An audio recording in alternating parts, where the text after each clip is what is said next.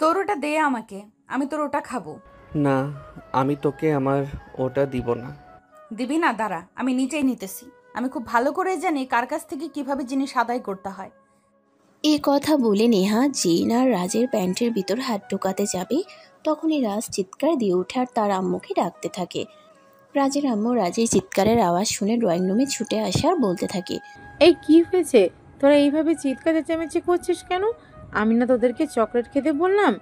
খালামণি, তোমার ছেলে আমাকে দিচ্ছে না। আম্মু, আমি আমারটা ওকে কেন দেব? ও তো নিজেরটা খেয়ে নিয়েছে, এখন আবার আমারটাও জোর করে খেতে চাইছে। তাই আমি আমারটা আমার প্যান্টের ভিতর লুকিয়ে রেখেছি। এখন সে আবার ওটাও নিয়ে খেতে চাইছে। হায় আল্লাহ, তুমি এই বদমাইশগুলোর থেকে আমাকে রক্ষা করো। চকলেট কিনা আবার প্যান্টের ভিতর লুকিয়ে রাখতে হয়? তোরা ভালো হবি কবে? কিন্তু নেহা কারোর কোনো কথাই শোনে না। সে চিৎকার করেই চলেছে, রাজার প্যান্টের ভিতর থেকে চকলেট বের করে দিতে হবে। আর এরকম চিৎকার চেঁচামেচি শুনে বাড়ির সবাই সেখানে এসে উপস্থিত হয়ে গেছে, কিন্তু কেউ নেহাকে কোনোভাবে বোঝাতে পারছে না। আর এদিকে রাজও তার চকলেট দিবে না। এভাবে চিৎকার চেঁচামেচি করতে করতেই প্রায় ঘন্টাখানেক সময় কেটে গেল।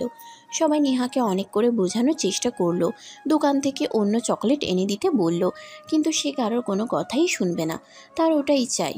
তাই সবাই মিলে রাজকে অনেক বুঝিয়ে সুজিয়ে রাজের থেকে চকলেটটা নিয়ে নেহার হাতে তুলে দেয়। নেহাও তখন হাসতে হাসতে চকলেট নিয়ে সেখান থেকে চলে গেল। আর এদিকে রাজ নেহাকে মনে মনে হাজারটা গালি দিতে লাগলো। এই মেয়েটার জন্যই যত সমস্যা। এই মেয়েটার নিজেরটাও খাবে, আবার আমারটাও খেয়ে নিবে যাবে। আল্লাহ কেন যে এই মেয়েটাকে বারবার আমাদের বাড়িতে পাঠায় সেটাই বুঝতে পারছি না। যখনই আমাদের বাড়িতে আসবে তখনই কোনো না কোনো একটা সমস্যা ঘটাবেই। এটা যেন এই মেয়েটার নিত্যদিনের অভ্যাস হয়ে গেছে। অপরদিকে নেহা রাজের থেকে চকলেট ছিনিয়ে নিয়ে ড্রয়িং রুমে সবার সামনে বসে আরাম করে চকলেট খাচ্ছে। এগুলো রাজ দেখছে আর হিংসেতে জ্বলে পুড়ে মরছে। এগুলো আর নিতে পারে না, তাই সে তার আম্মুর কাছে গিয়ে কান্না করতে করতে বলে, নেহা কবে যাবে এই বাড়ি থেকে? তখনই তার আম্মা একটু বিরক্ত প্রকাশ করেন আর বলতে থাকেন, নেহা তো কিছুদিনের জন্যই এখানে বেড়াতে আসে, তাহলে এতে এত বিরক্ত হওয়ার কী আছে? তাছাড়া নেহা রাজের চাইতে বয়সে ছোট, তাই নেহা একটু দুষ্টুমি করতেই পারে। তাই বলে কি আজকে এই বিষয়টা নিয়েও মাথা ব্যথা দেখাতে হবে নাকি? এই বলে রাজের আম্মু রাজের কথাকে কোনো পাত্তা না দিয়ে সেখান থেকে চলে যান। আর এদিকে রাজ নিজের রুমে বসেই কান্না করতে থাকে। এটা আর রাজের এখন অভ্যাস হয়ে গেছে।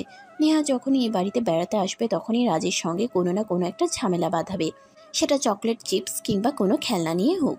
মেয়েটা বড় হয়ে একটু ঝগড়াটে হবে, সেটা ছোটবেলা থেকেই বোঝা যাচ্ছে। তাই তো রাজ মাঝে মধ্যেই নেহাকে খোঁচা মেরে কথা বলে।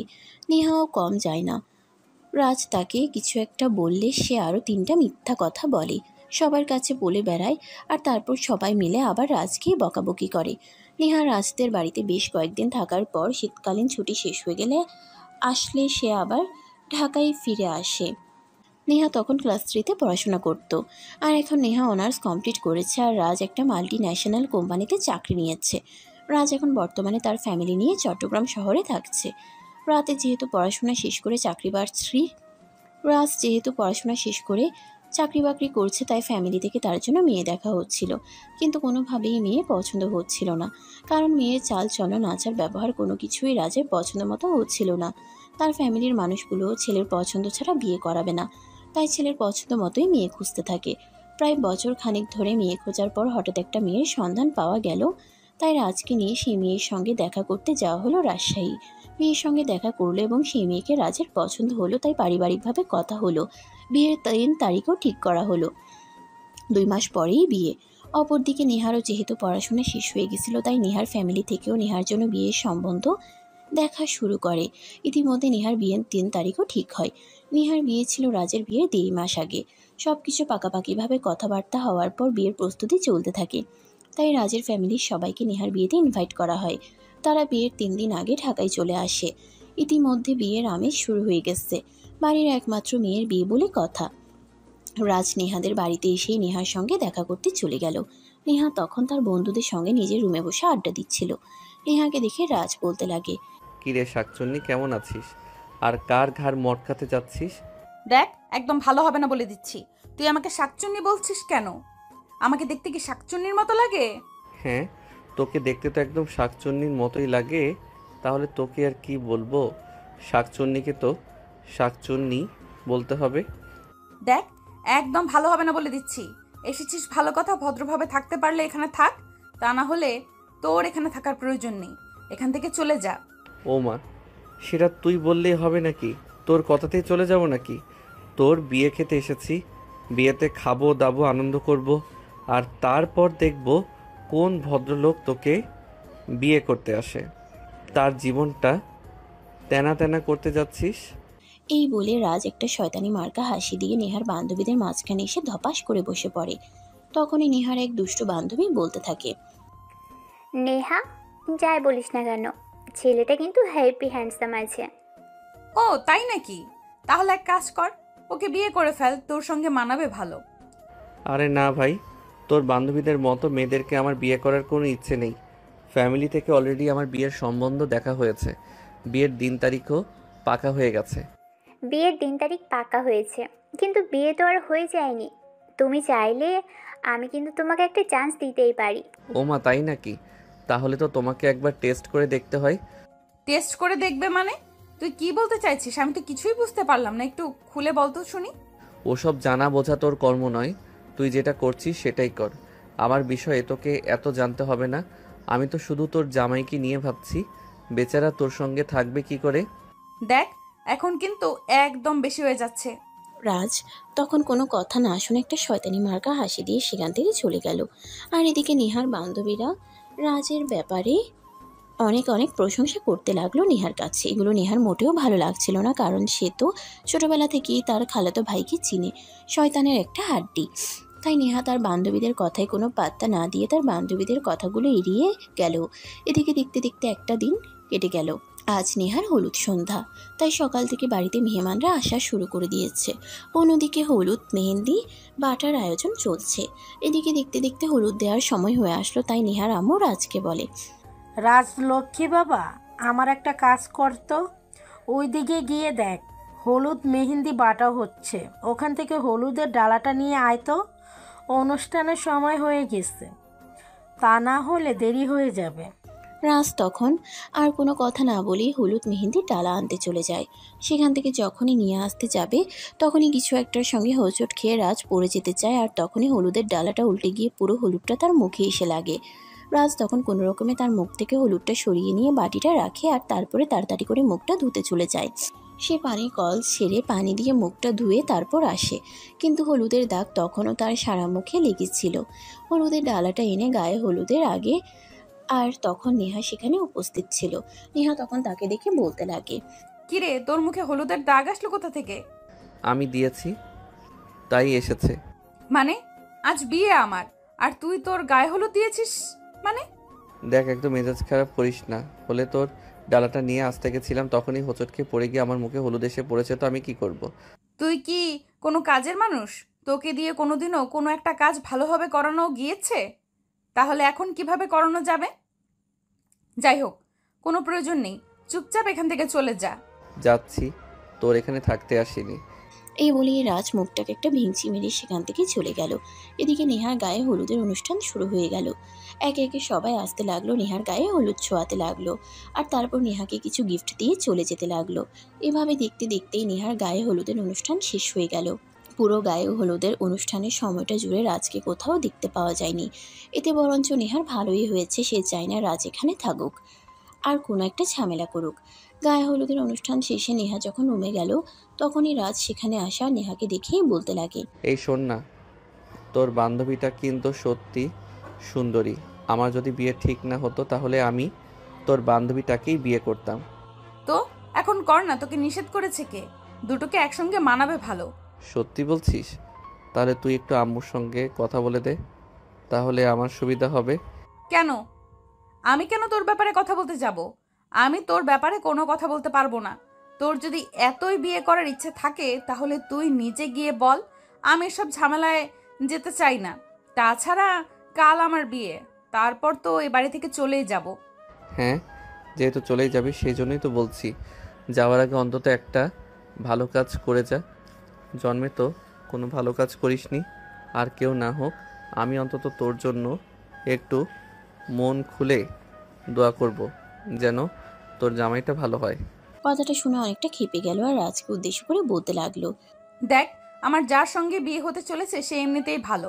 আমার ফ্যামিলির মানুষ অনেক খোঁজখবর নিয়ে তারপরে তার সঙ্গে আমার বিয়ের সিদ্ধান্ত নিয়েছে। তাই তোকে দোয়া করতে হবে না কষ্ট করে। আমি দোয়া করলে আর একটু বেশি ভালো পেতে যাই হোক, তুই যখন যাস না আমি দোয়া করি, তাহলে আর দোয়া করে কী লাভ? তোর কপালে যা আছে তাই হোক। এই বলে রাজ সেখান থেকে চলে গেল। আর নেহা মুখটাকে একটা ভিংচি মেরে বিছানার উপর বসে পড়ল। এদিকে দেখতে দেখতে রাত বাড়তে লাগলো। রাত তখন আনুমানিক 11টার কাছাকাছি বাজে। তখনই নেহা তার মোবাইলটা হাতে নিল। মোবাইলটা হাতে নিয়ে তার হবু বরকে সে ফোন করতে লাগলো, কিন্তু তার হবু বর ফোন তুলল না। বিষয়টা নিয়ে সে অনেকটাই চিন্তিত হয়ে পড়ল। তাই সে এ ব্যাপারে তার আম্মুর সাথে কথা বলতে গেল। নেহার কথা শুনে তার আম্মু বলল, হয়তো নেহার হবু বর কোনো কাজে ব্যস্ত আছে, তাই হয়তো ফোনটা তুলতে পারছে না, কিংবা বন্ধুদের সঙ্গে সময় কাটাচ্ছে। তিনি কথাটাকে সেরকমভাবে গুরুত্ব দিলেন না। নেহা মনে মনে ভাবলো হয়তো এটাই হয়েছে, তাই সে এই বিষয়টাকে আর চিন্তা না করে ফোনটা রেখে দিয়ে বান্ধবীদের সঙ্গে আনন্দ করতে লাগলো। পরের দিন সকাল 10টার দিকে পার্লার থেকে মেয়েরা চলে এসেছে নেহাকে সাজুগুজু করানোর জন্য। পার্লারের মেয়েরা নেহাকে তার রুমে সাজুগুজু করাচ্ছে। তখনই আবার রাজ সেখানে আসে। নেহাকে সাজুগুজু করানো হচ্ছে এটা দেখেই রাজ বলতে থাকে, কাককে যতই আলকাতরা মাখানো হোক না কেন, কাক কিন্তু কখনোই বক হয় না। কথাটা শুনে পিছন দিকে তাকায় নেহা, আর তখনই দেখতে পায় রাজ তাকে উদ্দেশ্য করে এই কথাটা বলেছে। তখনই নেহার আগে লুক নিয়ে রাজের দিকে তাকিয়ে বলতে থাকে, দেখ, আমাকে যেমনই লাগুক না কেন সে ব্যাপারে তোকে কোনো মাথা ঘামাতে হবে না। আমি আমার মতো ঠিক আছি, আমাকে নিয়ে তোর চিন্তা করার কোনো প্রয়োজন নেই। কিন্তু নিজের চরকায় তেল দে। তাছাড়া আমি তো এটাই ভেবে পাই না তোর মতো একটা বদমাশ মার্কা ছেলেকে কোনো মেয়ে পছন্দ করেছে। দেখ, একদম আমাকে বদমাইশ বলবি না বলে দিলাম। আমি কিন্তু যথেষ্ট ভদ্র, তোর মতো নই। তাছাড়া আমি তোর মতো বেকার নই। একটা চাকরি করছি, আর চাকরিজীবী ছেলেদের কাছে লোকেরা মেয়ে বিয়ে দিবে না তো কি করবে বল শুনি? এরপর আরও বেশ কয়েকবার তেরা তেরা কথা শুনিয়ে রাজ সেখান থেকে চলে গেল। আর এদিকে নেহা সাজুগুজু করতে থাকে। দেখতে দেখতে দুপুর 2টা বেজে গেল, কিন্তু এখনো বরযাত্রী আসার নাম গন্ধ নেই। তাই নেহার আব্বু ছেলের আপুকে ফোন করে, কিন্তু ফোন করার পর যেটা শুনতে পেল সেটার জন্য তারা মোটেও কেউই প্রস্তুত ছিল না। নেহার যে ছেলের সঙ্গে বিয়ে ঠিক হয়েছে সেই ছেলে অন্য একটা মেয়েকে পছন্দ করত, কিন্তু সে ফ্যামিলির চাপে এই কথা কাউকে বলতে পারেনি। তাই গতকাল রাতে ছেলে তার প্রেমিকাকে নিয়ে পালিয়ে গেছে। কথাটা শোনা মাত্রই নেহার আব্বু সহ ফ্যামিলির সবাই মাথায় হাত দিয়ে বসে পড়ল। এই মুহূর্তে তারা কি করবে কিছুই বুঝতে পারছে না। বাড়ি ভর্তি মেহমান, রান্নাবান্না সব কিছুই হয়ে গেছে। মেয়ে সাজুগুজু করে বসে আছে। তাছাড়া এই কথাটা যদি এখন জানাজানি হয় যে বিয়ের সব কিছু রেডি হওয়ার পরেও বরযাত্রী আসেনি, তাহলে বদনাম হয়ে যাবে। নেহাকে নিয়ে এলাকার সবাই আজেবাজে কথা বলবে হয়তো মেয়ের চরিত্রের সমস্যা ছিল, তাই তো বিয়ে ঠিক হওয়ার পরেও ছেলে অন্য মেয়েকে নিয়ে পালিয়ে গেল। এসবই চিন্তা করছিল আত্মীয় স্বজনদের মধ্যে সবাই। তখনই সেখান থেকে রাজের আম্মু সবাইকে উদ্দেশ্য করে বলল, দেখো, তোমাদের কারো যদি কোনো আপত্তি না থাকে তাহলে নেহাকে আমি আমার বাড়িতে আমার ছেলের বউ করে নিয়ে যেতে চাই। কথাটা শুনে উপস্থিত সবাই অবাক হলেও রাজ এই কথাটা শুনে যেন একদম আকাশ থেকে পড়লো। তার কারণ তার বিয়ে ঠিক হয়ে গেছে অন্য একটা মেয়ের সঙ্গে। 2 মাস পরেই বিয়ে, তার উপর আবার নেহাকে সে একদম সহ্য করতে পারে না। সেখানে কিনা নেহাকে তার বিয়ে করতে হবে। তাই রাজ তার আম্মুকে উদ্দেশ্য করে বলতে লাগে, এসব কি বলছো তুমি? তোমার কি মাথা খারাপ হয়ে গেছে নাকি? যেখানে তুমি নিজেই অন্য একটা মেয়ের সঙ্গে আমার বিয়ের সম্বন্ধ করে এসেছো, আর এখানে এসে কিনা বলছো তোমার বোনের মেয়েকে বিয়ে করতে? আমি কখনো এটা করতে পারবো না। তখন রাজের আম্মু সবার সামনেই রাজকে অনেক রিকোয়েস্ট করতে থাকে রাজ যেন কোনোভাবেই এই বিয়েতে অমত না জানায়। তার বোনের জামাইয়ের এবং বোনের মেয়ের ইজ্জত বলে কথা, তিনি নিজের চোখের সামনে এটা কোনোভাবেই নষ্ট হতে দিতে পারে না। তাই তিনি রাজকে বলেন, দেখো, ওই মেয়েটার সঙ্গে তোমার বিয়ের কথাবার্তা হয়েছে, শুধু বিয়ে হয়ে যায়নি। তাই আমি তোমাকে যেটা বলছি তুমি সেটা শোনো। নেহা কিন্তু মেয়ে হিসেবে অতটাও খারাপ নয় যেটা তুমি চিন্তা করো। তাই আমি তোমাকে বলছি তুমি নেহাকে বিয়ে করবে আজ এবং এক্ষুনি। কিন্তু আম্মু, বললাম তো, আমি কোনো কিন্তু শুনতে চাই না। আমার কথাই শেষ কথা। তুমি আমার কথা শুনবে কি শুনবে না সেটা বলো। রাজ এমনিতে একটু দুষ্টুমি ফাজলামো করলেও সে তার আব্বু আম্মুর কথা কখনোই অমান্য করে না। আজকেও সেটা করতে পারবে না। বেশ কিছুক্ষণ চুপ করে থাকলেও প্রায় আধা ঘন্টা পর তার আম্মুকে বলে সে এই বিয়েতে রাজি, কিন্তু সে নেহাকে নিজের স্ত্রী হিসেবে মেনে নিতে পারবে না। সেটা সে বলতে পারছে না। তখন তার আম্মু বলে এগুলো কোনো বিষয় না, বিয়ের পর দেখবে সব ঠিক হয়ে যাবে। তাই ফ্যামিলির সবার উপস্থিতিতে এবং সবার সম্মতিতে রাজ আর নেহার বিয়েটা হয়ে গেল। যেহেতু একটু ঝামেলার কারণে বিয়েটা হতে হতে সন্ধ্যা হয়ে এসেছিল, আর রাত করে ঢাকা থেকে চট্টগ্রাম যাওয়াটা তারা মোটেও নিরাপদ মনে করেনি। তাই সেদিন রাতে তারা সবাই মিলে নেহার বাড়িতেই রয়ে গেল। পরের দিন সকাল হতে না হতেই নেহাকে নিয়ে রাজ এবং তার ফ্যামিলির মানুষ চট্টগ্রামের উদ্দেশ্যে রওনা দেয়। সেখানে এসে পৌঁছাতে পৌঁছাতে বিকেল হয়ে যায়। বাড়িতে আসা মাত্রই রাজের আম্মু নেহাকে নতুন বউ হিসেবে বরণ করে ঘরে তুলেন।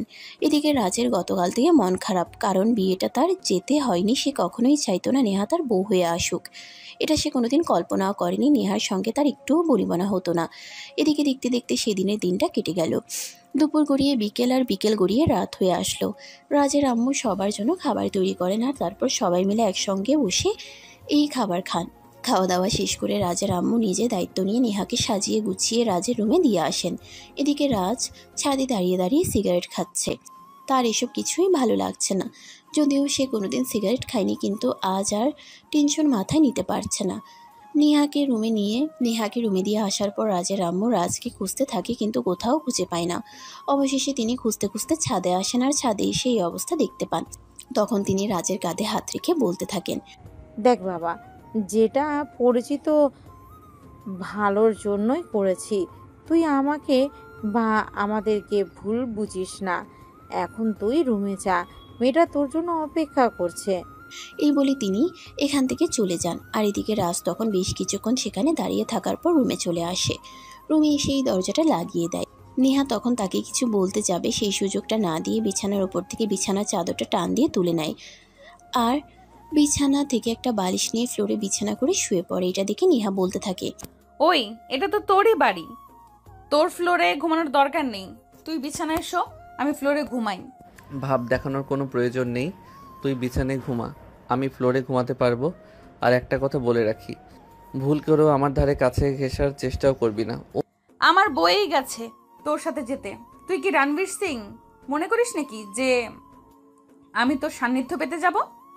এরপর আর কোনো উত্তরের অপেক্ষা না করেই নেহা বিছানাতে শুয়েই ঘুমিয়ে পড়ল। আর এদিকে রাজ ফ্লোরে ঘুমিয়ে পড়ে। মাঝরাত্রিরে নেহার হঠাৎ করেই খুব জোরে বাথরুম চাপলো। নেহা রুমের লাইট জ্বালিয়ে ঘুমাতে পারেন না, তাই লাইট অফ করে ঘুমিয়েছিল। সে অন্ধকারে বিছানা থেকে নামতেই রাজের উপর হুড়মুড় করে পড়ে গেল। তখনই রাজ চিৎকার করে বলতে লাগে, ও মা গো, বাবা গো, মরে গেলাম গো। জলহস্তি কোথা থেকে আসলো? এই চুপ কর, তুই জলহস্তি কাকে বলছিস? আমি তোকে লাইট অফ করতে বলেছিলাম, তাই বলে কি তুই সবগুলো লাইট অফ করে ফেলবি নাকি? ডিম লাইটটা তো জ্বালিয়ে রাখতে পারতি, তাহলেই তো এখন আমাকে আর এই পরিস্থিতির সম্মুখীন হতে হতো না। এই বলে নেহা কোনো রকমের সুইচ বোর্ড খুঁজে বের করে আর লাইট অন করে। তারপর ওয়াশরুমে চলে যায়। এদিকে রাজ পেটে প্রচণ্ড ব্যথা পেয়েছে। নেহা বিছানা থেকে নেমেই রাজের পেটের উপর পা দিয়েছিল, তাই রাজ আস্তে আস্তে উঠে বসে, আর তারপর টেবিলের উপর থেকে গ্লাসটা নিয়ে এক গ্লাস পানি খায়। এদিকে নেহা বেশ কিছুক্ষণ পর ওয়াশরুম থেকে বের হয়ে এসে রাজের দিকে না তাকিয়ে বিছানায় শুয়ে পড়ল আর ঘুমিয়ে পড়ল। এদিকে রাজ ঘুমাতে পারছে না, তার পেটে খুব ব্যথা করছে। সারা রাত সে এভাবে বসিয়ে বসিয়ে কাটিয়ে দিল। আর এদিকে বেলা রাজের আম্মু রাজ আর নেহাকে ঘুম থেকে ডেকে তুলে, আর তারপর ডাইনিং টেবিলে গিয়ে সবাইকে একসঙ্গে নাস্তা করতে বলে।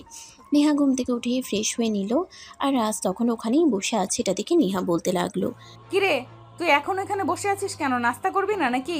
তুই খাবার খেতে এসেছিস, তুই গিয়ে খাবার খাবি। আমার সঙ্গে কোনো কথা বলবি না। তোর কোনো কথা শুনতে ইচ্ছে করছে না। তুই আমার চোখের সামনে থেকে সর। আমাকে তোর দেখতে ইচ্ছে করে না, তাহলে তুই আমাকে বিয়ে করেছিস কেন? আমি কি তোকে বলেছিলাম নাকি আমাকে বিয়ে করার জন্য, নাকি জোর করে তোর বাড়িতে চলে এসেছি? এই দেখ, কে দেখে কি হয়েছে সেটা তুইও ভালো জানিস, আর আমিও ভালো জানি। তাই আমার সঙ্গে কোনো কথা বলিস না, মেজাজ খারাপ করিস না। নেহা তখন মুখটাকে একটা ভিংচি মেরে রাজের কথার কোনো উত্তর না দিয়ে সেখান থেকে সোজা ডাইনিং টেবিলে চলে গেল। ডাইনিং টেবিলে যেতে রাজের আম্মু তাকে জিজ্ঞাসা করতে থাকে, রাজ কেন ডাইনিং টেবিলে আসেনি? রাজ কি নাস্তা করবে না নাকি? নেহা তখন রাজের আম্মুকে উত্তর দেয়, দেখো খালামণি, ছেলেটা তোমার, তাই তোমার ছেলের ব্যাপারে আমাকে কোনো কিছু জিজ্ঞাসা করবে না। তোমার ছেলের ব্যাপারে যদি কোনো কিছু জানতে হয় তাহলে তুমি নিজেই গিয়ে জেনে নিও। দেখো নেহা, একদম ছেলে মানুষই করো না। তোমাদের দুজনেরই বিয়ে হয়েছে, আর দুজনেই প্রাপ্তবয়স্ক। তাই নিজেদের মধ্যে ম্যাচুরিটি আনার চেষ্টা করো। বাচ্চামিগুলো বাদ দাও। আমাকে কেন বলছো এগুলো? তোমার ছেলেকে কিছু বলতে পারো না? বাই দ্য ওয়ে, এখন নাস্তা খেতে দিবে কিনা সেটাই বলো, তা না হলে আমি চলে যাচ্ছি। এই কথা বলেই নেহা সঙ্গে সঙ্গে খাবার টেবিল থেকে উঠে চলে যেতে চাইবে, তখনই রাজের আম্মু তাকে হাত ধরে খাবার টেবিলে বসায় আর তার সামনে নাস্তা বেড়ে দেয়। নাস্তা খেতে থাকে নেহা, আর এদিকে রাজের আম্মু রাজকে ডেকে আনতে যায়। তিনি রুমে গিয়ে দেখতে পান রাজ পেটে হাত দিয়ে বসে আছে। তারপর তিনি রাজকে জিজ্ঞাসা করেন কি হয়েছে। তখন রাজ সব কিছুই খুলে বলে। রাজের কথা শুনে তিনি নিজের রুমে চলে যান, আর তারপর একটা ট্যাবলেট নিয়ে রাজের হাতে তুলে দিয়ে বলেন এটা খেয়ে নিতে, তাহলে কিছুক্ষণের মধ্যেই পেটের ব্যথা সেরে যাবে। এই বলে তিনি রুম থেকে বের হয়ে চলে যান। আর এদিকে রাজ ট্যাবলেটটা খেয়ে কিছুক্ষণ বিছানায় শুয়ে বিশ্রাম করতে থাকে। দেখতে দেখতে নিমিষের মধ্যেই পেটের ব্যথা উধাও হয়ে গেল, তাই সে ফ্রেশ হয়ে নাস্তা করে। এরপর দেখতে দেখতে আরও 2 দিন চলে গেল। সেদিন সকালবেলা ঘুম থেকে উঠেই রাজ ফ্রেশ হয়ে নাস্তা করে অফিসে যাওয়ার জন্য তৈরি হয়ে গেল। নেহা সবে মাত্র ঘুম থেকে উঠেছে, রাজকে তৈরি হতে দেখে এসে সে বলতে লাগলো, কিরে, কই যাচ্ছিস? আমি কই যাচ্ছি? এই কৈফিয়ত কি তোকে দিতে হবে নাকি? দিতে হবে না মানে? অবশ্যই দিতে হবে, কারণ আমি তোর বিয়ে করা বউ। তুই যা কিছুই করিস না কেন সব কিছুর কৈফিয়ত আমাকেই দিতে হবে।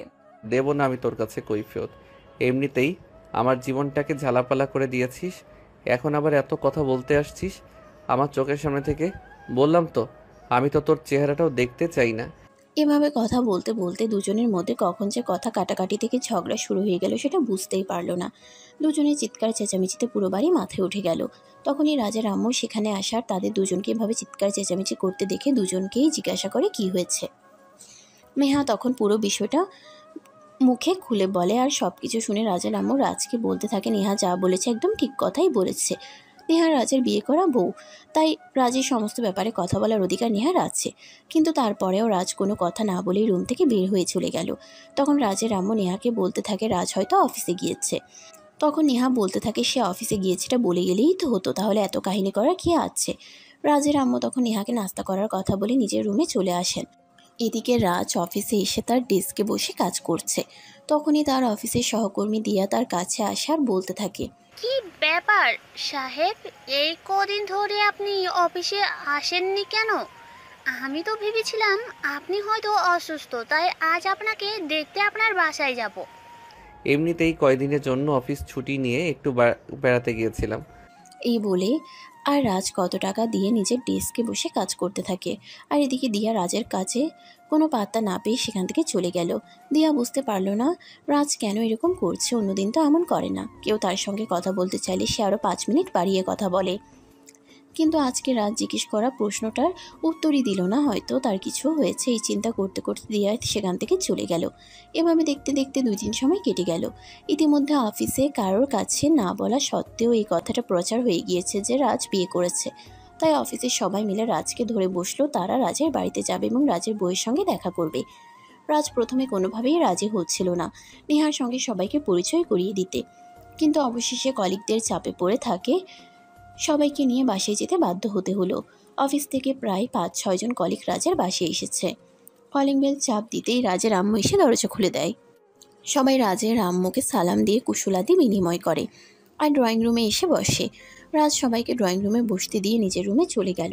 রুমে গিয়ে দেখতে পেল নেহা বিছানায় শুয়ে শুয়ে মোবাইল টিপাটিপি করছে। তখনই রাজ নেহাকে উদ্দেশ্য করে বলতে থাকে, ওই শোন, অফিস থেকে আমার কিছু কলিগ তোর সঙ্গে দেখা করতে এসেছে। এসব ফালতু জামা কাপড় ছেড়ে শাড়ি পরে আয়, আর তাদের জন্য কিছু নাস্তা নিয়ে আয়। দেখছিস না আমি মোবাইল টিপাটিপি করছি, তাহলে এখন আমাকে অর্ডার দিচ্ছিস কেন? আমি পারবো না কোনো কাজ করতে। তোর যদি কাজ করার এতই শখ থাকে তাহলে নিজে গিয়ে কর। দেখ নেহা, একদম ভালো হবে না বলে দিচ্ছি। আমার অফিস থেকে লোকজন এসেছে, আর অফিস আমার সম্মানের জায়গা। আর যদি এখানে আমাকে অসম্মানিত হতে হয় তাহলে এর পরিণাম কিন্তু খুব ভয়াবহ হবে, আমি এটা তোকে বলে দিলাম। এরপর নেহাকে আর কোনো কথা বলার সুযোগ না দিয়ে রাজ সেখান থেকে বের হয়ে চলে গেল। আর তখনই রাজের আম্মু নেহার রুমে আসে। তারপর তিনিও আবার নেহাকে একই কথা বলতে থাকেন। রেহা নাজের কথা না শুনলেও তার শাশুড়ি আম্মুর কথা শুনতেই হবে, তাই সে বিছানা থেকে নেমে টি শার্ট আর প্যান্ট চেঞ্জ করে শাড়ি পরে নিল আর তারপর চলে গেল কিচেনে। এমনিতেই নেহা রান্না বান্না তেমন একটা পারে না, তার উপর আবার যা গরম পড়েছে, এই গরমের মধ্যে তাকে শাড়ি পরতে হয়েছে। তাই নেহা অনেকটাই বিরক্ত আর ক্লান্তি অনুভব করছিল, কিন্তু তারপরও কিছু করার নেই, এটা করতেই হবে। তাই সে অনেকটা ক্লান্ত আর বিরক্ত হয়েই রাজের বন্ধুদের জন্য নাস্তা বানালো। নাস্তা বানানো শেষ হলে নাস্তা প্লেটে গুছিয়ে নিল আর তারপর সেটা নিয়ে ড্রয়িং রুমে চলে আসলো। ড্রয়িং রুমে এসেই দেখতে পারলো 4টা ছেলে আর একটা মেয়ে ড্রয়িং রুমে বসে আছে। নেহা তখন সেখানে এসে ভদ্রতার খাতিরে তাদেরকে সালাম দিল। আসসালামু আলাইকুম, কেমন আছেন সবাই? ওয়ালাইকুম আসসালাম। এই তো আল্লাহর রহমতে ভালোই আছি ভাবি। আপনার কি অবস্থা? আপনি কেমন আছেন? এতক্ষণ তো সবাই ভালোই ছিলাম, আর আপনারা তো আমাকে ভালো থাকতেই দিলেন না। মানে আপনি কি বলছেন ভাবি? বুঝতে পারলাম না। তোদের এত কিছু বুঝে কাজ নেই নেহা, তুই প্লিজ এখান থেকে চলে যা। এখানে আর উল্টাপাল্টা কিছু করিস না। যাচ্ছি তো, আমি কি এখানে আসতে চেয়েছিলাম নাকি? তুই তো আমাকে এখানে আসতে বলেছিস, তা না হলে আমি এখানে কখনোই আসতাম না। এসেছিস তুই, আমাকে উদ্ধার করেছিস, এখন প্লিজ তুই এখান থেকে যা। আমি এখানে আর তোকে দেখতে চাইছি না। এই বলে অফিসের কলিগদের সামনে তাদের দুজনের আবারও কথা কাটাকাটি শুরু হয়ে গেল। কলিগরা সবাই তো হা করে তাকিয়ে আছে। তারা কেউ বুঝতে পারছে না এখানে কি হচ্ছে। হাজব্যান্ড ওয়াইফ একে অপরকে তুইতোকারি করছে। তারা দুজন একদম হা করে এই বিষয়টা দেখছে, কোনো কিছুই বুঝতে পারছে না। বেশ কিছুক্ষণ ধরে চলে তাদের এই খুনছুটি ঝগড়া। তখনই হঠাৎ করে রাজের বন্ধু সাগর বলতে থাকে, কিরে ভাই, তুই না বিয়ে করে বাড়িতে বউ নিয়ে এসেছিস, তাহলে বউকে তুই তুকারি করছিস কেন? আর তোর বই বা তোকে তুই তুকারি করছে কেন? ভাই, তোরা বউ দেখতে এসেছিস, বউ দেখে চলে যা। এত কথা তোদের শোনার কোনো প্রয়োজন নেই। তাছাড়া আমি তো আর নিজের থেকে তাদেরকে আসতে বলিনি। তোরা নিজে নিজেই যখন এখানে এসেছিস তখন এইসব বিষয়ে আমি কোনো কথা বলতে চাই না। আচ্ছা ভাই, ঠিক আছে, তোকে কিছুই বলতে হবে না। আমরা না হয় ভাবির কাছ থেকে জেনে নিব বিষয়টা কি। ভাবি, আপনি বলুন তো বিষয়টা কি? বিষয় কিছুই না, আমি আপনার বন্ধুর খালাতো বোন। এই কথা শুনে উপস্থিত সবার মুখে যেন খাবার আটকে গেল। কেউ যেন আর কোনো কথাও বলতে পারছে না, খাবারও গিলতে পারছে না, একদম থ হয়ে গেছে। এই পরিস্থিতি থেকে রাজ বলতে লাগলো, আরে ভাই, তোদেরকে বলেছিলাম না এত কিছু তোদের জানার কোনো প্রয়োজন নেই। তোরা বউ দেখতে এসেছিস, বউ দেখতে চলে যা।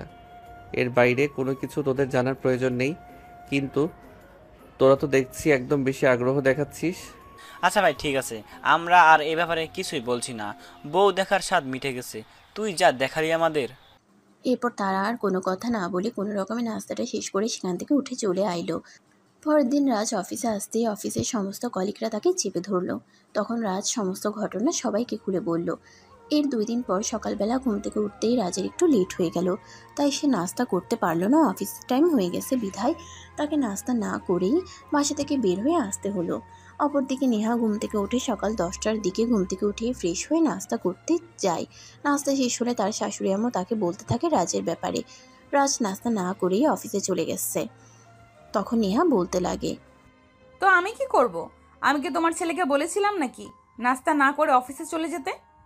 আরে বাবা, তোরা বড় হয়েছিস, নিজেদের মধ্যে একটু তো ম্যাচুরিটি আনার চেষ্টা করো। রাজ তোর হাজবেন্ড, সে নাস্তা না করে চলে গেছে, আর এখন তুই কি না বলছিস তুই কি করবি? হ্যাঁ, আমি ভুল কিছু বলেছি নাকি? রাজের আম্মু তখন বলতে থাকে রাজ কখনোই বাইরের খাবার খেতে পারে না। বাইরের খাবার খেলে তার পেটে সমস্যা করে। তাই নেহা যেন বাসা থেকে কিছু খাবার রাজকে দিয়ে আসে। এই কথা শুনে নেহা বলতে থাকে, আমার তো খেয়ে দিয়ে কোনো কাজ নেই, আমি তোমার ছেলেকে খাবার দেওয়ার জন্য অফিসে যাব। আর তখন সে সেখানেই তার বন্ধুদের সামনে আবার আমাকে 4টা কথা শোনাবে। আমি সেখানে কেন গিয়েছি, কি করতে গিয়েছি, আমি সব কথার সম্মুখীন হতে পারবো না। তোকে কোনো কথা সম্মুখীন হতে হবে না, তুই শুধু খাবারটা দিবি আর চলে আসবি। ওখানে তোকে 1 মিনিটও লেট করতে হবে না, আমি ড্রাইভারকে বলে দিচ্ছি। এই বলে রাজের আম্মু রাজের জন্য খাবার প্যাকেটে ভরে সেটা নেহার হাতে তুলে দিল এবং ড্রাইভারকে বলে দিল নেহাকে নিয়ে রাজের অফিসে চলে যেতে। অতঃপর আর কোনো উপায় না পেয়ে নেহাকে বাধ্য হতে হলো রাজের জন্য খাবার নিয়ে যেতে। তাই 15 মিনিটের রাস্তা নেহা অফিসে এসে রিসেপশনে রাজের ব্যাপারে জিজ্ঞাসা করে। তখনই রিসেপশনের মেয়েটা ওকে বলে, হ্যাঁ, উনি তো এখানে চাকরি করেন, কিন্তু আপনি কে? রাজ ভাইয়া আপনার কি হয়? আমার বড় ভাই হয়, ওনাকে গিয়ে বলেন আমি খাবার নিয়ে এসেছি। ঠিক আছে আপু, কোনো সমস্যা নেই, আপনি এখানে ওয়েট করুন, আমি এক্ষুনি ওনার সঙ্গে কথা বলে তারপর আসছি। কারণ ওনার কাছে তো কখনো শুনিনি যে ওনার একটা বোন আছে। এ কথা বলতে বলতে রিসিপশনের মেয়েটা নেহাকে আর কোনো কথা বলার সুযোগ না দিয়ে সেখান থেকে সোজা রাজের ডেস্কে চলে গেল। রাজ তখন কাজ করছিল। রিসিপশনের মেয়েটা রাজের সামনে দাঁড়িয়ে বলতে লাগলো, রাজ ভাইয়া, আপনার বোন আপনার জন্য খাবার নিয়ে এসেছে। রাজ অনেকটাই অবাক হলো, কারণ তার তো কোনো বোনই নেই, তাহলে খাবার নিয়ে আসতে যাবে কে? তারপর হঠাৎ করে নেহার কথা মনে পড়ে গেল।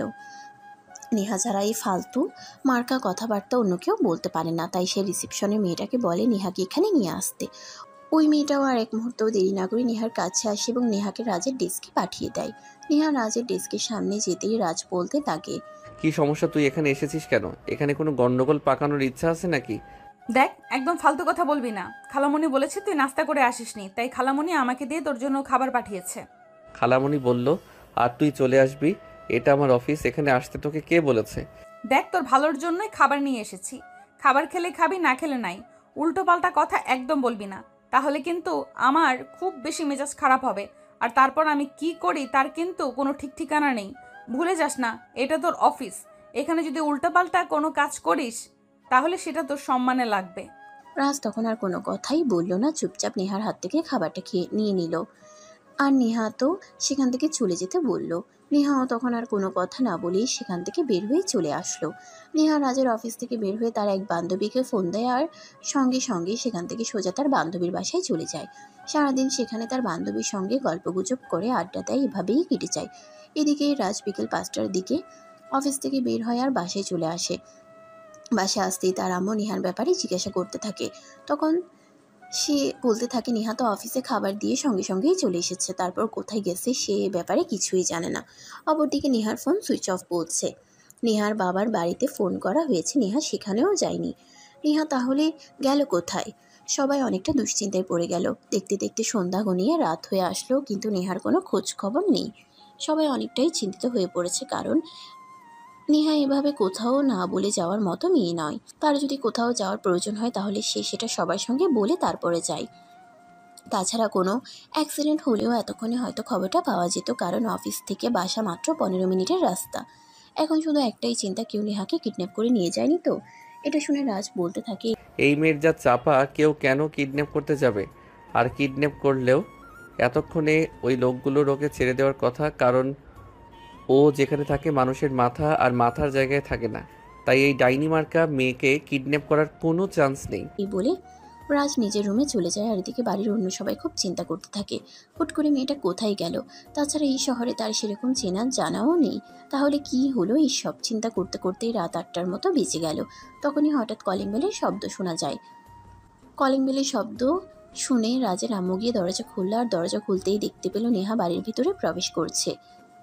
নেহাকে দেখতে পেয়ে তিনি বলতে থাকেন, কি ব্যাপার নেহা, সারাদিন তুমি কোথায় ছিলে? তুমি জানো তোমার জন্য আমরা কতটা টেনশন ছিলাম? তোমাকে কতবার ফোন করা হয়েছে, তোমার ফোন সুইচ অফ কেন? কি হয়েছিল তোমার? এভাবে টানা 3 মিনিট ধরে রাজের আম্মু নেহাকে প্রশ্ন করতেই থাকে। নেহা এভাবে প্রশ্ন করা থেকে একদম রেগে যায় আর বলতে থাকে সে এখন আর ছোট বাচ্চা নেই, চাইলেই সে যে কোনো জায়গায় যেতে পারে কারো পারমিশন ছাড়াই। তাই তাকে নিয়ে এত চিন্তা করার কোনো কারণ নেই।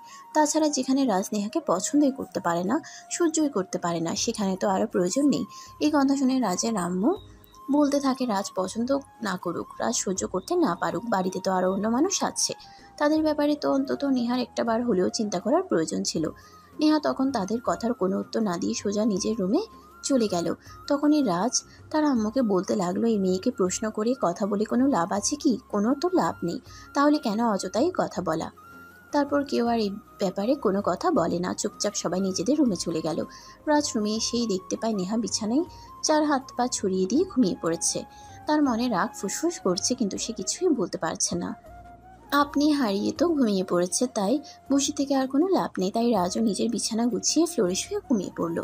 এভাবেই চলে গেল প্রায় 2 মাস সময়, কিন্তু এখনও তাদের দুজনের মধ্যে ভালোবাসাময় সম্পর্ক তৈরি হয়নি। তারা এখনও আগের মতোই আছে, বরঞ্চ এটা বলা চলে তারা এখন আগের চাইতে আরও বেশি জ্বালাতন করছে। একে অপরের সঙ্গে ঝগড়া মারামারি এগুলো দিয়েই চলছে। এদিকে দুই পরিবারের মানুষই তাদের দুজনকে নিয়ে খুব বেশি চিন্তিত।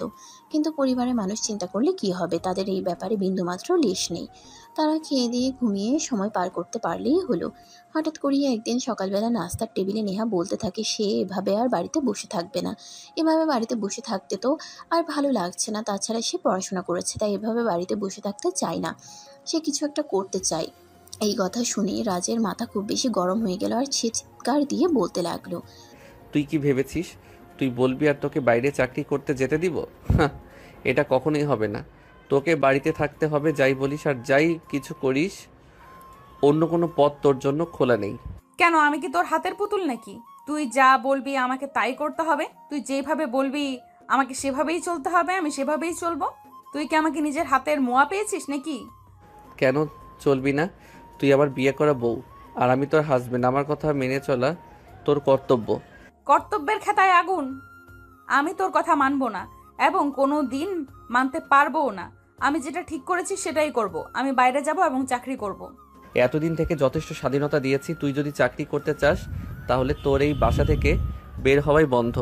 কথাটা শোনা মাত্রই নেহার মেজাজ আরও অনেক বেশি খারাপ হয়ে গেল। সে নাস্তা না করেই খাবার প্লেটটা ছুঁড়ে ফেলে দিল আর সেখান থেকে উঠে রুমে চলে গেল। এমন অবস্থায় উপস্থিত সবাই অনেকটাই হতবাক হয়ে গেল। কেউ কিছু বুঝতে পারছে না আর ভাবতেও পারছে না। নেহা এভাবে খেপে গিয়ে খাবারের প্লেট ছুঁড়ে ফেলে দিবে এটা কারো কল্পনাতেই ছিল না। তাই আর তখন বাড়ির কারোরই নাস্তা করা হলো না। সবাই যার যার মতো হাত দিয়ে টেবিল থেকে উঠে নিজেদের রুমে চলে গেল। এদিকে রাজ রুমে এসে দেখে নেহা বিছানায় বসে বসে কান্না করছে। এটা দেখে রাজের মেজাজ আরো অনেক বেশি খারাপ হয়ে গেল আর সে চিৎকার করে বলতে লাগলো, এসব কি শুরু করেছিস তুই? তুই মনে মনে কি ভাবছিস? তুই যা চাইবি তোকে তাই করতে দেওয়া হবে? এটা কখনোই সম্ভব নয়। এই বেঁচে থাকতে হলে তোকে আমাদের মতো করে থাকতে হবে এবং আমাদের কথা শুনেই চলতে হবে।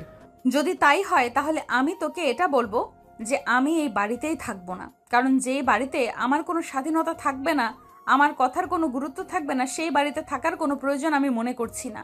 কথাটা বলে আর এক মুহূর্তও দেরি না করি আলমারি থেকে নিজের সমস্ত কাপড় চোপড় বের করে নেহা আর তারপর সেগুলো লাগেজে গুছিয়ে তখনই বাড়ি থেকে বের হয়ে যায়। আর এই ব্যাপারটা বাড়ির কেউই জানতো না। নেহা যখন রাগ করে খাবার টেবিল থেকে চলে যায় তখন সবাই নিজেদের রুমে চলে গিয়েছিল। অপরদিকে রাজ অনেক বেশি রেগেছিল, তাই সে নেহাকে একটাবার আটকানোর চেষ্টা করেনি। নেহা যখন তাদের বাড়িতে এসে পৌঁছায় তখন দুপুর হবে হবে এমন সময়। বাড়িতে এসে কলিং বেল চাপ দিতেই তার আম্মু এসে দরজা খুলে আর তাকে দেখেই বলতে থাকে, কি ব্যাপার নেহা, হঠাৎ করে ফোন না দিয়ে কোনো খবর না জানিয়ে চলে এলি যে? আর রাজ কোথায়? রাজ আসেনি তোর সঙ্গে? ওরে বাবা রে বাবা, বাড়িতে এসে ঘুরতে পারলাম না, আমাকে হাজারটা প্রশ্ন করা শুরু করে দিয়েছ।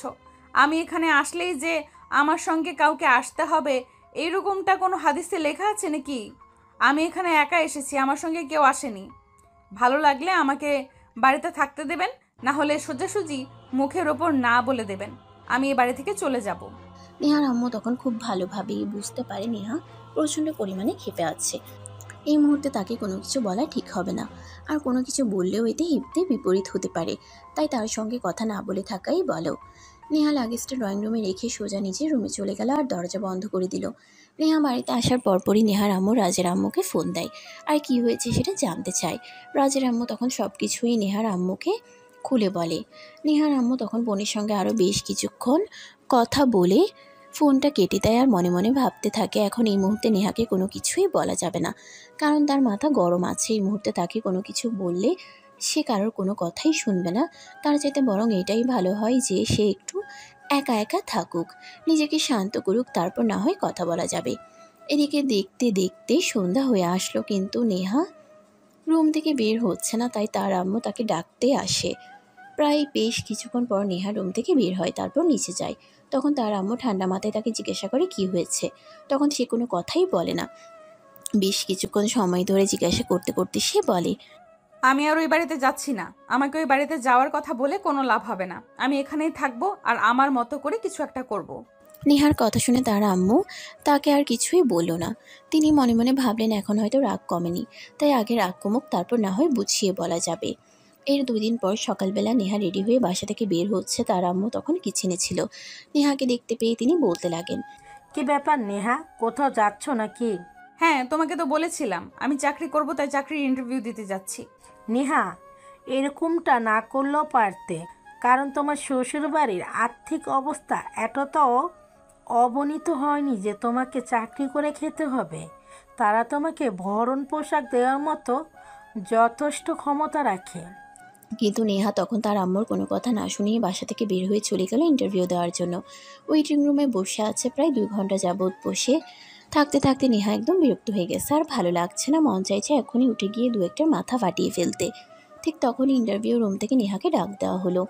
নেহা রুমের ভিতরে গেল, তখনই ইন্টারভিউ নিতে থাকা অফিসার নেহাকে বলে, মিস নেহা, আপনি জানেন ইতিমধ্যে আমরা আরও বেশ কয়েকজনের সঙ্গে কথা বলেছি, কিন্তু কাউকে আমাদের সেভাবে পছন্দ হয়নি, তাই আমরা কাউকে সিলেক্ট করতে পারিনি।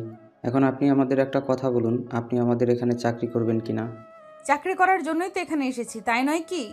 হ্যাঁ, সেটা তো জানি, কিন্তু তারপরও আপনাকে যেটা বলার সেটা হলো, আমাদের এখানে চাকরি করতে হলে মূল কথা হলো ডিসিপ্লিন মেনটেন করতে হবে। আপনি কি সব কিছু মেনটেন করে চলতে পারবেন? হ্যাঁ অবশ্যই, কেন পারবো না। ঠিক আছে, তবে আর একটা কথা, আমাদের ডিপার্টমেন্টে আমরা যেই লোকটাকে নিয়েছি তাকে কিন্তু আমাদের এমডি স্যারের সঙ্গে মাঝে মধ্যে অফিসের বাইরে আউটিংয়ে যেতে হবে। কেননা স্যার যখন কোনো মিটিংয়ে যান তখন তিনি মিটিং শেষ করে সেখানকার কাজকর্ম শেষ না করেই চলে আসেন, তাই ওই কাজগুলো আপনাকেই করতে হবে। ঠিক আছে, তাতে আমার কোনো সমস্যা নেই, আমি করতে পারবো। অতঃপর অফিসারের সঙ্গে কথা বলা শেষ করে নেহার চাকরি কনফার্ম হয়। 30,000 টাকা স্যালারি ধরা হয়। আর তারপরে নেহা বাসায় চলে আসে। তখন আনুমানিক দুপুর 12টার কাছাকাছি বাজে। নেহা বাসায় আসতেই তার আম্মু তাকে বলতে থাকে, এগুলো করা কি খুব বেশি দরকার? তোমার দরকার না থাকলেও আমার দরকার আছে, তো আমার ব্যাপারে কথা না বললেই খুশি হব। যা করেছো তার জন্যই তো আমাকে পস্তাতে হচ্ছে। এই বলে নেহা নিজের রুমে চলে যায়। আর এদিকে নেহার আম্মু মনে মনে ভাবতে থাকে, মেয়েটা কেন এরকম? সে তো নিজে একজনকে পছন্দ করে বিয়ে করতে চাইছিল, কিন্তু সেই ছেলে তো তাকে ঠকিয়ে অন্য একটা মেয়েকে বিয়ে করে নিয়েছে। এখন ফ্যামিলি থেকে তাকে বিয়ে দেওয়া হয়েছে, কিন্তু সে কেন এই বিয়ে মেনে নিতে পারছে না?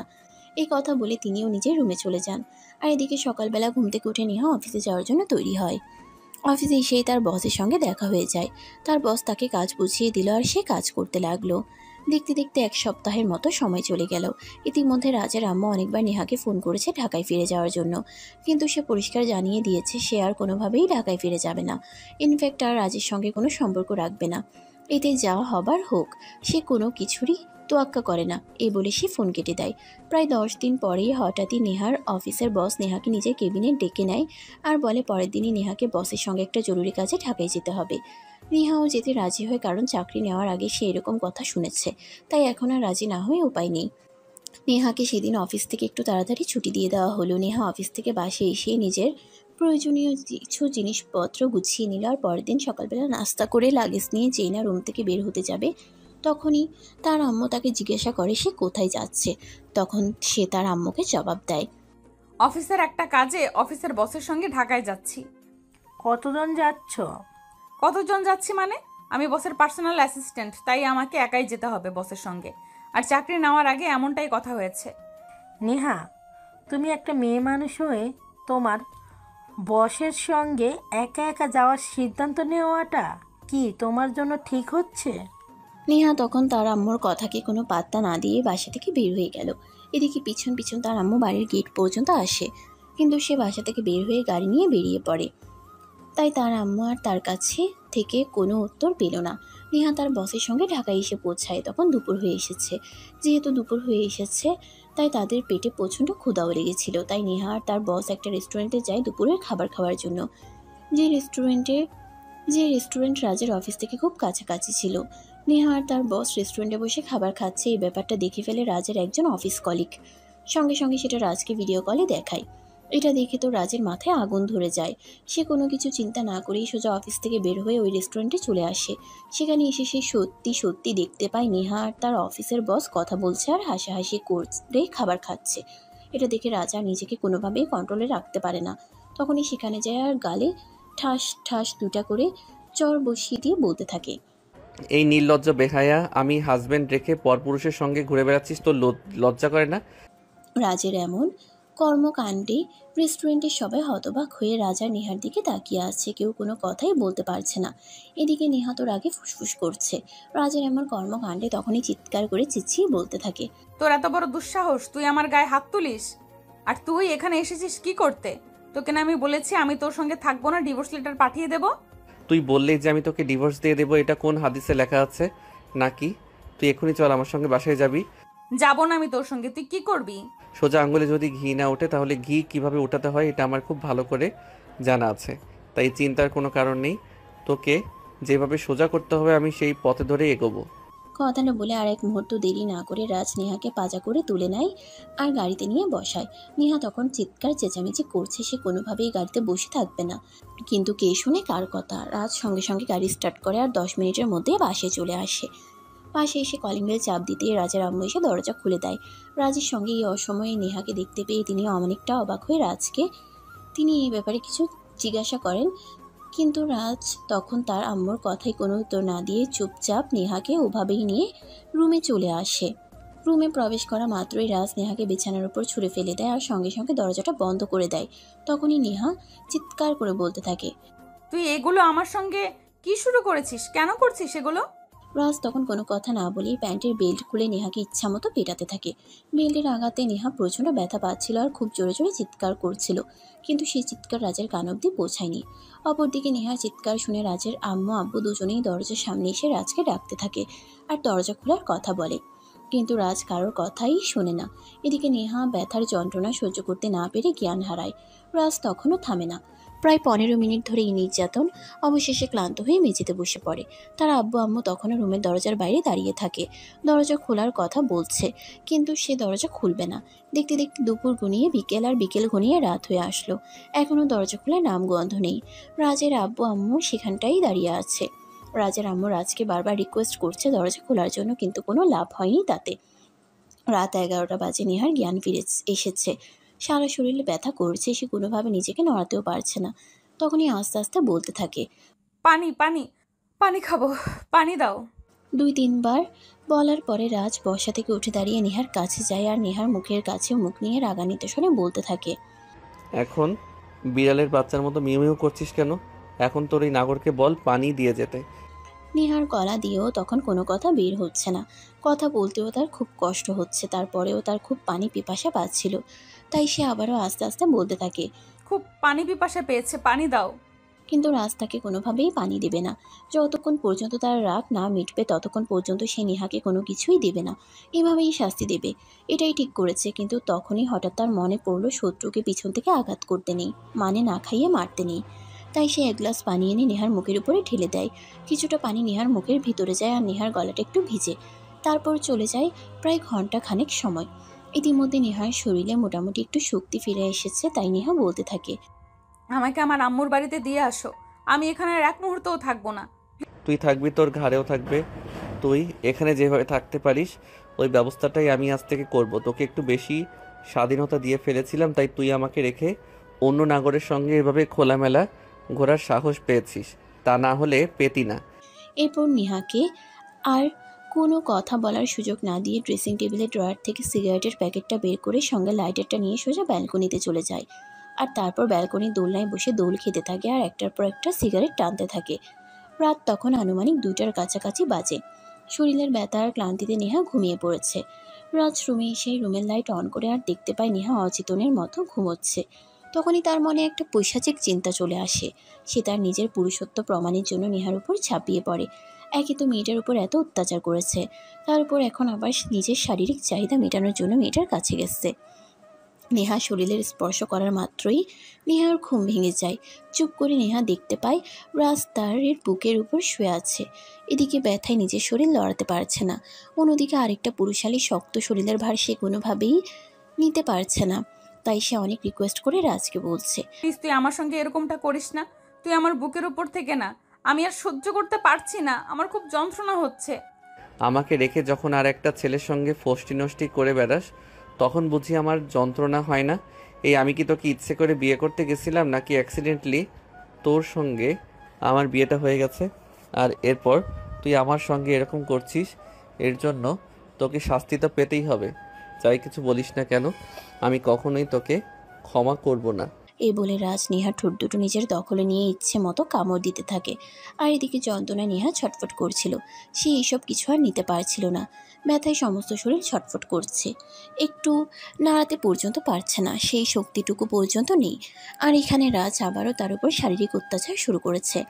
রাজ নেহার ঠোঁট দুটো ছেড়ে দিয়ে তারপর নেহার গলায়, ঘাড়ে আর সারা শরীরে নিজের দাঁত দিয়ে আক্রমণ করতে থাকে আর বলতে থাকে, এবার বোঝ আমার সঙ্গে প্রতারণা করার ফল কি। এই কথা বলে রাজ আবারও নেহার শরীরে নিজের দাঁত দিয়ে আক্রমণ চালাতে থাকে।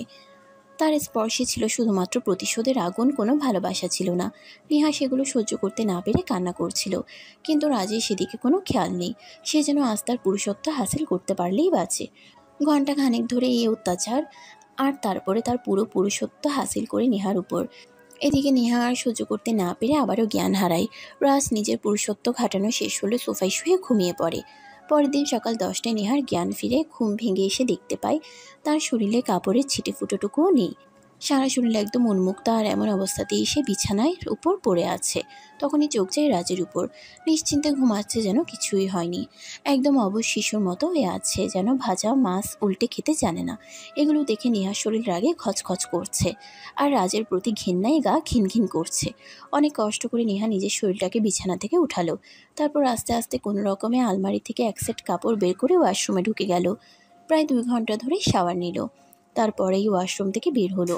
আর ঠিক তখনই রাজার আম্মু আবারও রুমের দরজার সামনে দাঁড়িয়ে নক করতে থাকে। নেহা আস্তে আস্তে কোনো রকমে নিজের শরীরটাকে সামলে নিয়ে দরজাটা খুলে দেয়। আর তখনই রাজের আম্মু রুমের ভিতরে প্রবেশ করে। নেহাকে এমন অবস্থায় দেখতে পেয়ে রাজের আম্মু নেহাকে জড়িয়ে ধরে চিৎকার দিয়ে কেঁদে দেয়। হায় আল্লাহ, এটা কি হলো? আমার ছেলেটা এত বড় অমানুষ হতে পারে? এটা তো আমি কোনো দিনই কল্পনা করতে পারিনি। এখন আমি আমার বোনের কাছে কি জবাব দিব? এই বলে চিৎকার করে কান্না করতে থাকে। আর এদিকে মায়ের চিৎকারের শব্দ শুনে রাজের ঘুম ভেঙে যায়। ঘুম ঘুম চোখে উঠে দাঁড়িয়ে বলতে থাকে, আম্মু তুমি এখানে কিভাবে এসেছো? কথাটা শোনা মাত্রই রাজের আম্মু পিছনে ফিরে তাকিয়ে দেখতে পায় রাজ ঘুম থেকে উঠেছে। আর তখনই তিনি রাজের গালে ঠাস ঠাস করে কয়েকটা চর বসিয়ে দিয়ে বলতে থাকেন, অসভ্য ইতর কুলাঙ্গার, তোকে আমি এই দিনের জন্য বড় করেছি। তুই আজ যেটা করেছিস এর জন্য আমি তোকে কোনো দিন ক্ষমা করব না। আমি আবার বোনের কাছ থেকে বোনের মেয়েটাকে চেয়ে এনেছিলাম, আমার বাড়ির মেয়ের মতো যত্নে রাখবো, আর তুই এটা কি করেছিস? এখন আমি আমার বোনের কাছে কি জবাব দিব? ও তাই বুঝি, তাহলে তুমি ওকে জিজ্ঞাসা করো ও কোন সাহসে আমাকে রেখে অন্য একটা পুরুষের সঙ্গে রেস্টুরেন্টে যায়। ওর বিচার করার জন্য আমরা ছিলাম। তুই কে? তুই কেন এভাবে মেয়েটাকে আঘাত করলি? জানি না আমার বোন এগুলো জানার পর কি হবে। এই বলে রাজের আম্মু নেহাকে নিয়ে নিজের রুমে চলে যান। আর ক্ষত স্থানে মলম লাগিয়ে দিয়ে নেহাকে কিছু খাবার খাইয়ে তারপর ওষুধ খাইয়ে নেহাকে বিশ্রাম নিতে বলেন। আর এদিকে রাজ তখনও নিজের রুমে বসে আছে আর মনে মনে চিন্তা করছে, আসলে এটা একটু বেশি হয়ে গেল, এরকমটা করা উচিত হয়নি। নেহা তার বাবা মায়ের একমাত্র আদরের রাজকন্যা। বাবা মা অনেক আদর যত্ন করে এটুকু বড় করেছে, কখনো শরীরে ফুলের আঁচড়টুকু লাগতে দেয়নি। আর সেখানে কিনা সে এভাবে মেয়েটাকে মেরেছে, এটা ভাবতে নিজের প্রতি নিজেরই ঘেন্না লাগছে। এগুলো ভাবতে ভাবতেই পুরো 1 প্যাকেট সিগারেট শেষ করে দিয়েছে। দেখতে দেখতে দুপুর হয়ে আসলো। রাজ ফ্রেশ হয়ে রুম থেকে বের হলো। মনে মনে ভাবছে নেহার কাছে যাবে আর গতকালকের রাতে ঘটে যাওয়া ঘটনার জন্য ক্ষমা চাইবে। কিন্তু তার আম্মু নেহাকে যেই রুমে রেখেছে সেই রুমের দরজা বাইরে থেকে তালা দিয়ে রেখেছে, যাতে নেহার আম্মু ছাড়া ওই রুমে কেউ প্রবেশ করতে না পারে। অপরদিকে নেহা রুমে বসে বসে মনে মনে ভাবছে, ভালোবাসার কাছে তো পরাজিত হয়েছিল, তারপর তো ফ্যামিলির ইচ্ছেতে রাজকে বিয়ে করেছে, তাহলে সে কেন রাজের সঙ্গে এরকমটা করেছে? একটা ছেলে হয়ে আরেকটা ছেলের সঙ্গে তার বউকে দেখাটা সত্যি অনেক দুঃখজনক ব্যাপার। তাই নেহা মনে মনে ভাবছে সে রাজের কাছে যাবে আর এই ব্যাপারে ক্ষমা চাইবে। রাজ যদি তাকে ক্ষমা করে দেয় তাহলে সে আর কখনোই এমন করবে না। এই ভেবে দরজা খুলতে যাবে তখনই দেখতে পায় রুমের দরজা বাইরে থেকে লাগানো। তাই সে আবারও হতাশ মনে নিজের রুমের ব্যালকনিতে ফিরে গেল আর সেখানে বসে বসে আকাশ দেখতে লাগলো। দেখতে দেখতে বিকাল ঘনিয়ে সন্ধ্যা হয়ে আসলো। রাজের আম্মু কোনো একটা কাজে বাইরে গিয়েছিল, সেখান থেকে ফিরে এসে নেহার কাছে গেলেন। নেহা তখন রাজের আম্মুর হাত দুটো ধরে বলতে লাগলো, খালামণি সত্যি আমি খুব বড় ভুল করে ফেলেছি, তোমরা সবাই প্লিজ আমাকে ক্ষমা করে দাও, আর কখনো এমন করব না। তুই কোনো ভুল করিসনি। ভুল করেছে তো আমার হারামজাদাটা। ওকে যতদিন আমি শিক্ষা দিতে না পারবো ততদিন আমার শান্তি নেই। খালামণি প্লিজ, তুমি ওকে কিছু বলো না, ওর কোনো দোষ নেই, দোষটা আমারই। আসলে একটা মেয়ে হয়ে অফিসের বসের সঙ্গে চট্টগ্রাম থেকে ঢাকা আসাটা আমার জন্য একদমই উচিত হয়নি। তাছাড়া সে তো আমাকে চাকরি করার কথা বলেনি, আমি নিজেই চাকরি করতে গিয়েছিলাম। এগুলো আমার একদমই উচিত হয়নি। তুমি প্লিজ আমাকে একবার তার সঙ্গে কথা বলিয়ে দাও, আমি তার কাছে ক্ষমা চাইতে চাই। আচ্ছা ঠিক আছে, তুই কোনো চিন্তা করিস না, আমি দেখছি কি করা যায়। এই বলে রাজের আম্মু রুম থেকে বের হয়ে চলে গেল। রাজের রুমে গিয়ে দেখতে পেল রাজ ব্যালকনিতে বসে আছে একা একা, মনে মনে কিছু একটা চিন্তা করছে। তখন এই রাজের আম্মু তার পাশে গিয়ে দাঁড়ায় আর বলতে থাকে, নেহার ব্যাপারে সব কিছু বলতে থাকে। রাজ মনে মনে এটা কল্পনাও করে নিয়ে নেহা তার কাছে ক্ষমা চাইবে। তার আম্মুর এই কথা শুনে রাজ তার আম্মুকে বলে, ভুল তো সেও করেছে, নেহার গায়ে এভাবেই হাত তোলাটা উচিত হয়নি, তাই সে নেহার কাছে ক্ষমা চাইবে। নেহার আম্মু তখন রাজকে নিয়ে নেহার কাছে চলে আসে আর তারপর সামনাসামনি বসিয়ে দুজনকে কথা বলার, দুজনেই দুজনের কাছে ক্ষমা চায় আর কখনো এরকম করবে না এই প্রতিশ্রুতি নাই। রাজের আম্মু তখন তাদের দুজনকে রুমে রেখে রুম থেকে বের হয়ে চলে আসে। আর তখনই রাজ নেহার পাশে গিয়ে বসে আলতো করে তার দুই গালে হাত রেখে বলে, প্লিজ আমাকে তুমি ক্ষমা করে দাও, যা করেছি রাগের মাথায় করে ফেলেছি। আসলে তোমাকে ওইভাবে ওই লোকটার সঙ্গে দেখে আমি সহ্য করতে পারছিলাম না। তুমি কেন ক্ষমা চাইছো বলো তো? শুধু তোমার একার নয়, ভুল তো আমারও ছিল। আমি কেনই বা তোমার ইচ্ছের বিরুদ্ধে গিয়ে এটা করতে গেলাম, তাই তো আমার সঙ্গে এরকমটা হয়েছে। যাই হোক, যা হয়েছে সব বাদ দাও। হ্যাঁ সেটাই, অতীত নিয়ে পড়ে থাকলে তো চলবে না, অতীতকে আমাদের ভুলে যেতেই হবে। অতীত মনে রেখে কোনো লাভ নেই। এই বলে রাজ নেহাকে আলতো হাতে টান দিয়ে নিজের বুকের সঙ্গে মিশিয়ে নেয় আর নেহার কপালে ছোট্ট করে একটা ভালোবাসার পরশিকে দেয়। তারপর নেহাকে পাজা কোলে তুলে নিয়ে নিজের রুমে চলে যায়। এরপর এক সপ্তাহ সময় রাজ নিজের দায়িত্ব নিয়ে নেহার সেবা করে। অফিস থেকে ছুটি নেয় বউ অসুস্থ এই কথা বলে। নেহাকে নিজের হাতে গোসল করানো, নিজের হাতে খাবার খাইয়ে দেওয়া থেকে শুরু করে সবকিছু রাজ নিজের হাতেই করে। নেহা এখন মোটামুটি সুস্থ। রাজ ঠিক করেছে আজ বিকেলে নেহাকে নিয়ে একটু ঘুরতে বের হবে। তাই সে দুপুরের দিকে একবার বাসা থেকে বের হলো। তার বাসার পাশেই ছোট্ট একটা শপিং মল ছিল। সেখানে গিয়ে তার পছন্দের পিঙ্ক কালারের একটা শাড়ি কিনে নেয় নেহার জন্য। সেই সঙ্গে ম্যাচিং করা কিছু কাচের চুড়ি, একটা ফুলের গাছরা আর এক সেট ঝুমকোও কিনে নেয় নেহার জন্য। দুপুর 2টার মধ্যে এসে বাসায় ফিরে আসে। পাশে এসে দেখে নেহা ফ্রেশ হয়ে বসে আছে। রুমে এসেছে, নেহার হাতে প্যাকেটটা ধরিয়ে দেয় আর বলে, বিকেলে তোমাকে নিয়ে একটু ঘুরতে বের হব, এটা আমি তোমার জন্য কিনে এনেছি। এটা পরেই কিন্তু বের হবে, তা না হলে কিন্তু খবর আছে বলে দিলাম। আমি এত শাড়ি পরতে পারি না। বউকে যদি এতই শাড়ি পরানোর ইচ্ছা থাকে তাহলে নিজের হাতে পরিয়ে দিও। অভিমানে সুরে এই কথাটা বলে নেহা আর তখনই রাজ বলতে থাকে, একবার কেন 100 বার তার ভালোবাসার মানুষটাকে নিজের হাতে শাড়ি পরিয়ে দিতে তার কোনো সমস্যা নেই। এই বলে তখনই সে নেহাকে উঠে দাঁড় করায় আর শাড়িটা পরিয়ে দিতে লাগে। যে মুহূর্তে রাজ নেহার শাড়ির কুচি গুজে দিতে যাবে তখনই নেহার নাভির ঠিক নিচটায় রাজের হাতটা চলে যায়। রাজের হাতের স্পর্শ পেতেই নেহা মৃদু কেঁপে ওঠে। রাজ নেহার নাভির নিচের এই জায়গাটায় হাত দিয়ে অন্যরকম এক অনুভূতি ফিল করে। মনে হয় এখানেই সর্বসুখ লুকিয়ে আছে। এরকম ফিল হতেই ঠিক ওই জায়গাটাই নিজের ঠোঁট দিয়ে আলতো করে স্পর্শ করে। রাজের ঠোঁটের স্পর্শ পেয়ে নেহার তো একদম জান যায় যায় অবস্থা। নেহা এক কদম পিছিয়ে গিয়ে বলতে থাকে, এই কি করছো তুমি? ওখানে হাত দিতে তোমার লজ্জা করে না? আমার আবার লজ্জা করবে কেন? আমি কি অন্য নারীর শরীরে হাত দিয়েছি নাকি? আমি তো আমার বিয়ে করা বউয়ের শরীরে হাত দিয়েছি, আর এটা আমার জন্য জায়েজ আছে। এই বলে রাজ আবারও নেহাকে নিজের কাছে টেনে নেয় আর সুন্দর করে শাড়িটা পরিয়ে দিয়ে নেহাকে নিজের হাতে সাজিয়ে গুছিয়ে দেয়। আর সেই সঙ্গে সেও নেহার শাড়ির সঙ্গে ম্যাচিং করে একটা পাঞ্জাবি পরে নেয়। তারপরে রুম থেকে বের হয়ে সিঁড়ি দিয়ে দুজন একসঙ্গেই নামছিল। রাজের আব্বু আম্মু দুজনেই তখন ড্রয়িং রুমে বসে টিভি দেখছিল। তাদের দুজনকে একসঙ্গে নামতে দেখিয়ে রাজের আম্মু বলে উঠে, মাশাআল্লাহ, দুজনকে দারুণ মানিয়েছে। দুজন সারা জীবন এভাবেই তো আমার হাতটা ধরে রাখিস, কখনোই ছেড়ে দিস না। রাজের আম্মুর এই গাথা শুনে রাজ আর নেহা দুজনেই মুচকি হাসি দেয়। আর তারপরেই নিচে এসে রাজের আব্বু আম্মুর কাছ থেকে বিদায় নিয়ে দুজনেই ঘুরতে বের হয়। সারাটা বিকেল দুজনে ঘোরাঘুরি করে কাটায়।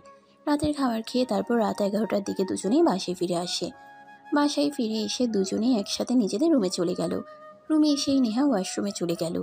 বেশ কিছুক্ষণ পর নেহা ওয়াশরুম থেকে বের হয়ে আসে। রাজ রুমের বাইরের একটা ওয়াশরুম থেকে অনেকক্ষণ আগে ফ্রেশ হয়ে এসে বিছানার বালিশে হেলান দিয়ে বসেছিল। নেহা রুমে এসেই রাজকে এভাবে বসে থাকতে দেখে বলে, কি হলো, তুমি এইভাবে বসে আছো কেন? অনেক রাত হয়ে গেছে, ঘুমাওনি কেন? কাল তো আবার অফিস আছে। একা একা ঘুম আসছে না। ওমা, তাহলে এতদিন কার সাথে ঘুমাতে? এতদিনের কথা কেন বলছো? এতদিন তো আর আমার বউ ছিলে না, এখন তো বউ হয়ে আছো। তাহলে একা একা কেন ঘুমাবো? বউকে বুকে জড়িয়ে ধরে তারপর ঘুমাবো।